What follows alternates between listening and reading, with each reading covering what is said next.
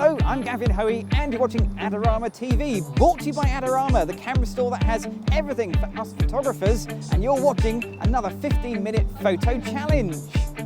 Adorama TV presents Take and Make Great Photography with Gavin Hoey, where you'll learn how to take stunning photos and then polish them in post-production.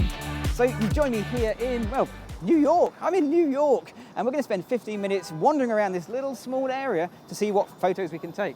Behind me is the Flatiron building and hopefully we'll find some good shots of that and the park across the way here. So let's get going. Okay, so for my first shot, well, I've got to do the clock here. It says everything about the place. Fifth Avenue building, we're going to have the Flatiron behind it. Okay, let's come in here. I'm going to do a reasonably tight close shot, I think, as well, because, well, I think it just looks good. So there is a bit of a problem with the lampshade coming through, the street light, but there's not a lot I can do about that. It's just there, isn't it? So we'll have to live with that. But what I will do is try and make sure the clock is between the two buildings, so it fills that gap in the sky. Good, but I reckon there's a really good wide shot in here as well. So let's just come down a little bit lower and we'll get a wide shot. Now, looking at the back of the camera, I can see that it looks a little bit shadowy on the clock, but there's not a lot I can do about that. That's something we'll have to try and fix in Photoshop.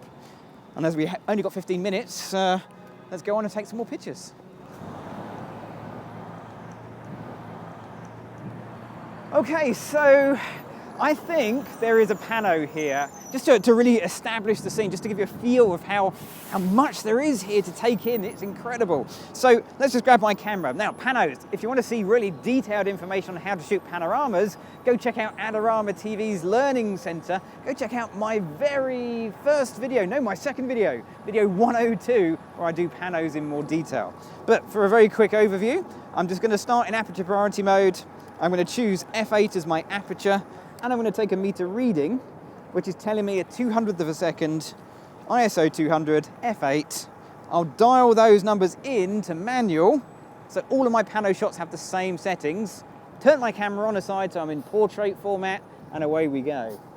So it doesn't matter whether you start left or right, but the first picture of my hand, so I know that's the beginning of my pano, and around we go. 1, 2, 3, 4, 5, 6, wait for the lorry to go through, 7, there we go. Okay, so there's my little pano, and I'll stitch that together in Photoshop, and we should have a much more dynamic shot with that huge 180-degree field of view.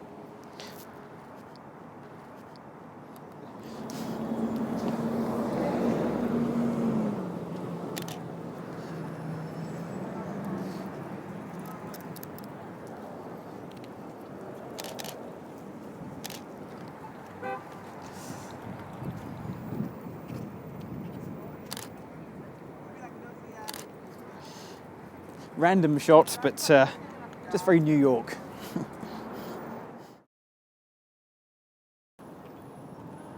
Well, it's a bit of a cliche, but one thing you notice when you're in New York is the sheer number of yellow cabs. Well, sort of orangey yellow cabs. I've got to get a picture of those, and I think just over here is where I'm going to do it. Don't forget to check out Adorama's latest contest and your chance to win amazing prizes. So we've got cars, taxis whizzing past me, cabs whizzing past me all the time. Let's get a shot. Now, first of all, I need to come out of manual and back into aperture priority mode. So I'm going to choose a setting that's going to give me a shutter speed that's going to give that motion. In fact, I'm going to work in shutter priority mode. So on my Canon 60D, that's the TV setting. And I'm going to dial down my shutter speed to, well, I don't know. I'm guessing about a 30th of a second should give me some motion blur, because I want these cabs to be slightly blurred to give that feeling of terror that you're about to get run over, because that's what I've got every time I've stepped into the road since I've been here. Okay, so let's just take a quick shot. Here we go. So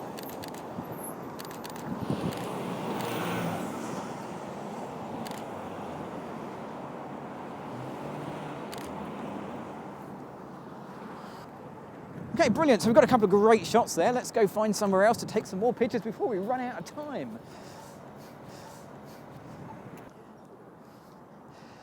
So we've just come across to the park, right across from the Flatiron building, and there's all sorts of great little shots in here, some people, some objects, but these have really caught my eye, and they're a little bit of, well, actually I don't know what they are.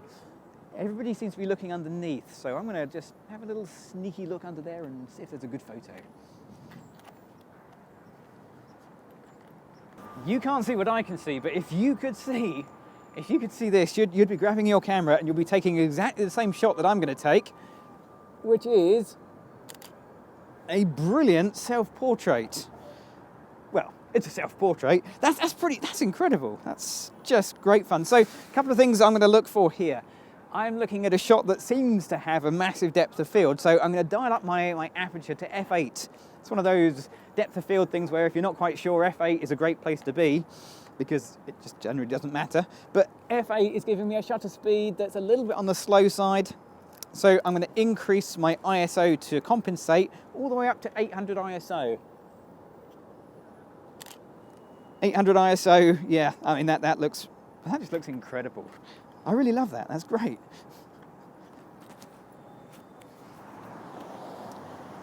Right, okay, so, well, time's running out. 15 minutes is pretty much done, and I'm no doubt going to stay here for ages more taking a few pictures, but for this challenge, I want one more shot looking up Fifth Avenue, because as I look up there, I can see a rather tall building. Here's the Empire State Building, and I've got to get a picture of that. It's just one of those pictures you've got to do. I've got to do this without getting run over by cabs.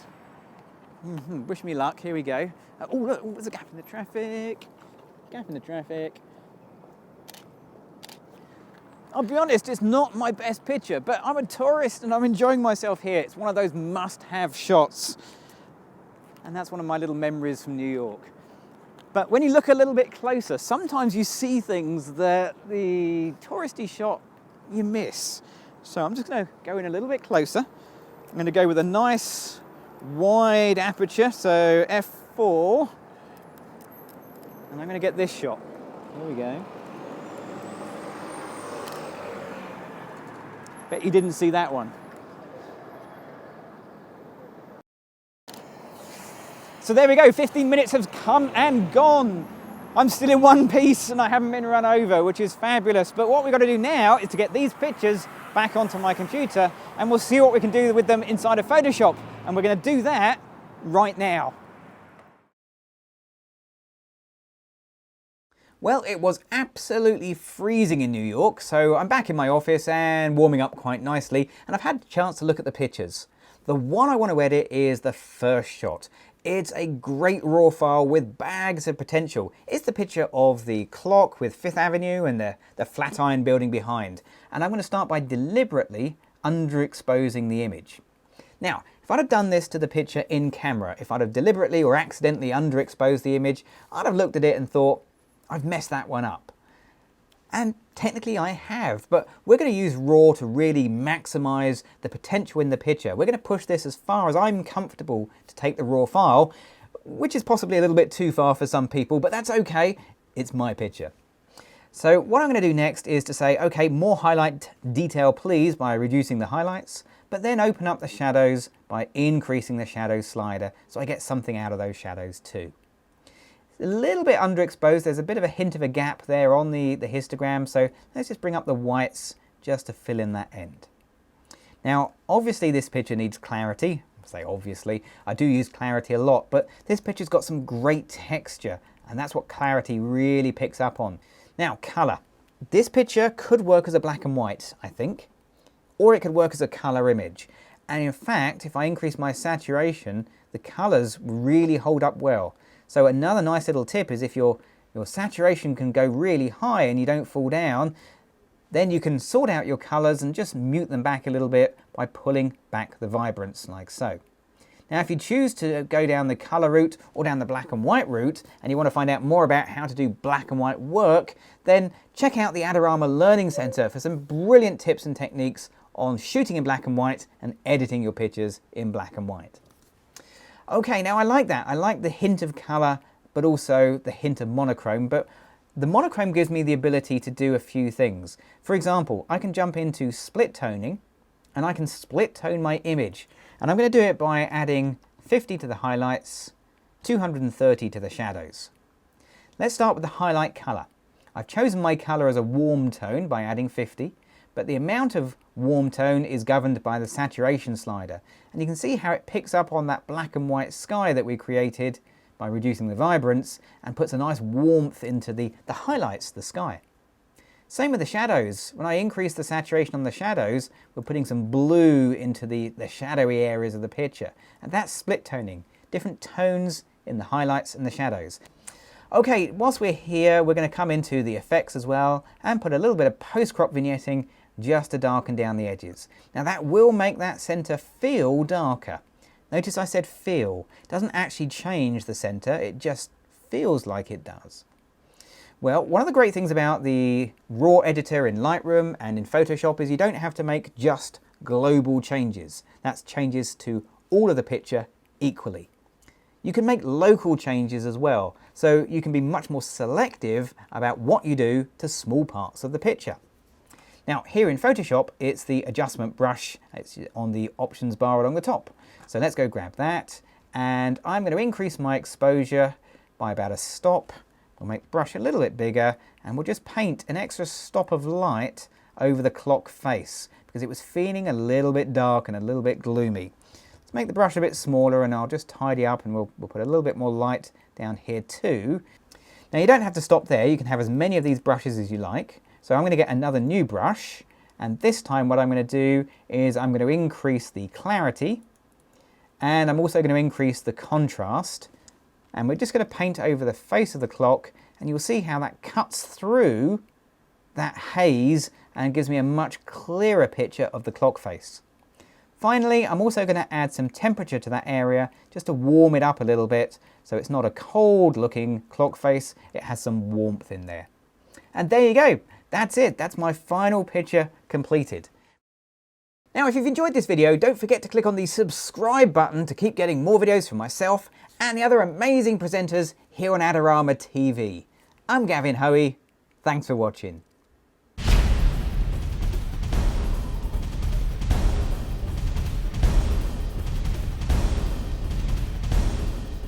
Do you want great looking prints at low cost? Be sure to visit our easy to use online printing service. Adorama Pix has professionals who treat your images with the utmost care that you can count on. For a quick turnaround on photos, cards, or albums, use AdoramaPix.com.